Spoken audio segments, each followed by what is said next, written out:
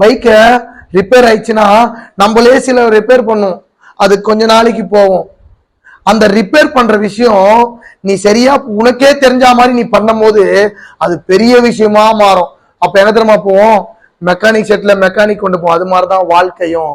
உனக்குள்ள பாவம், குழப்பம், பிரச்சனை, பொல்லாத எண்ணம், பயம், அவிசுவாசம், எதிர்காலத்தை குறிச்ச பயத்தெல்லாம் நீ உண்டாக்கி நானே என்னை பார்த்துப்பன்னு நினைக்கும் போது கொஞ்ச நாளைக்கு வண்டி ஓடும்.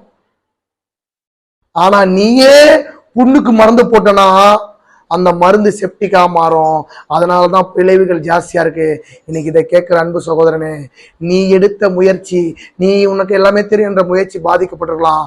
உனக்கு விடுதலை கொடுக்க, உன் வாழ்க்கையை மாற்ற, உன்னை ரெக்டிஃபை பண்ண, உன்னை பரிசுத்தமான வாழ்த்த, உன்னை நீதிமான மாத்த உனக்காக ஒருவர் காத்திருக்கிறார். அவரே பரிகாரியாகிய கர்த்தர், அரமே பரம டாக்டர் கர்த்தர் இன்னைக்கு அவர்கிட்ட வந்திருக்கிற அவர் சொல்றாரு, இன்று கண்டை கீர்த்தனை இனிமேலும் வாழ்க்கையில காண்பதில்லை என்று.